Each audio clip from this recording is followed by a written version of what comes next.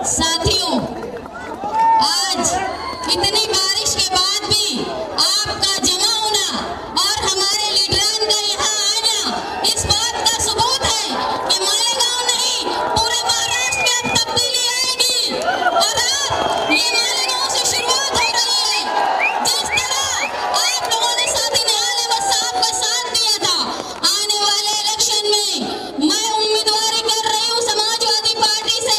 आप लोगों से दरख्वास्त है, ऐसी वोट दो कि यहाँ से हैदराबाद तक और वहाँ से आरएसएस वालों तक को करंट लगे। मालेगांव ने इससे पहले भी पार्लियामेंट में करंट दिया है। इस मर्तबा समाजवादी सोच और समाजवादी झंडे को हमेशा ऊंचा करने का काम मालेगांव शहर ने किया है।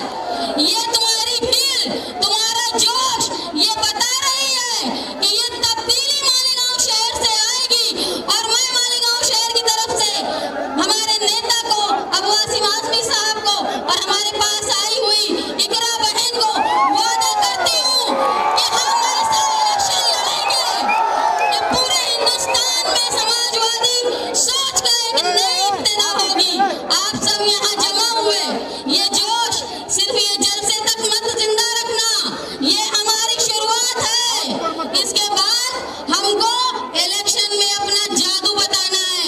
तुमने जैसे पार्लियामेंट में जादू बताया था ना, वैसा ही जादू तुमको असेंबली में बताना है। ऐसा कर देना है। मैंने इससे पहले भी कहा था कि हमारे लीडर अखिलेश भैया इस बात को अगर मानते होंगे कि यूपी ने 37 सीट दी है, तो देखो ये बारिश में आपके इंतजार करने वाले लोगों को भी, आप इस्तेमाल करने वालों को भी भूलना मत। जब वक्फ तरमीमी बिल का फैसला हो तो मालेगांव शहर को याद रखना, जब जब अक़लियत पर आंख उठाई जाए, जब जब भाजपाई लोग एक फिरका परस्ती की नजर से मुसलमानों को देखें, तो आप हमारे रहबर, हमारी रुकावट, हमारे लिए बचाव बनकर पार्लियामेंट में खड़े रहना। और हम ये वादा करते हैं कि ये हमारा शहर जो है छोटा उत्तर भारत है।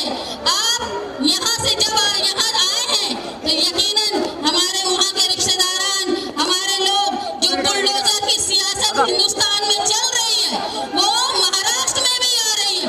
उसको अगर खत्म कोई कर सकता है तो वो समाजवादी अखिलेश यादव ही है। और तुम यहाँ वादा करो कि यहाँ से लेके उत्तर प्रदेश तक इनका साथ देंगे, देंगे ना?